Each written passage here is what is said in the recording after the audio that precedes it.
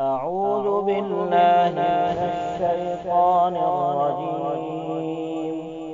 بسم الله الرحمن الرحيم. يا أيها الذين آمنوا لا تقدموا بين يدي الله ورسوله واتقوا الله إن الله سميع عليم.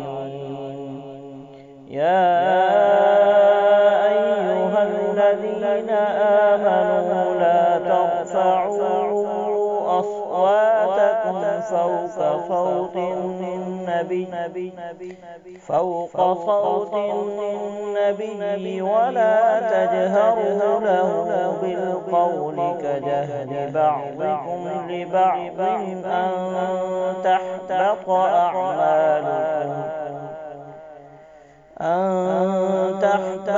أعمالكم وأنتم لا تشعرون. إن الذين يغضون أصواتهم عند رسول الله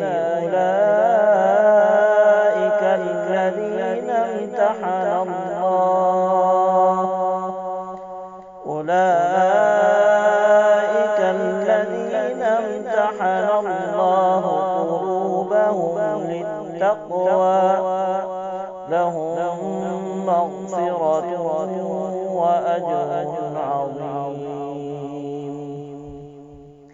إن الذين ينادونك من وراء الحجرات أكثرهم لا يعقلون.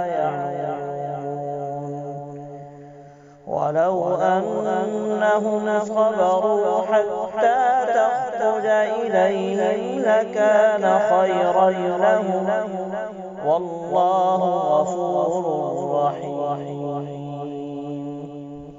يا أيها الذين آمنوا إن جاءكم فاسق بنبأ فتبينوا أن تصيبوا قوما بجهالة فتصبحوا على ما فعلتم نادمين. واعلموا أن فيكم رسول الله لو يطيعكم في كثير من الأمر لعنتم ولكن الله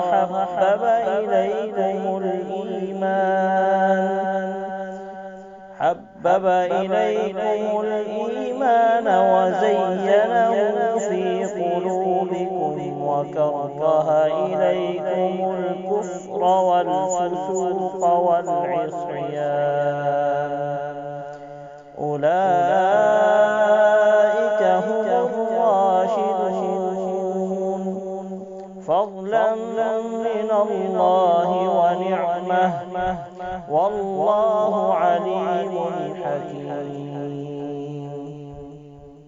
وإن طائفتان من المؤمنين اقتتلوا فأصلحوا بينهما فإن بغت إحداهما على الأخرى فقاتلوا التي تبغي حتى تفيء إلى أمر الله فإن فاءت فأصلحوا بينهما بالعدل وأقسطوا إن الله يحب المقسطين.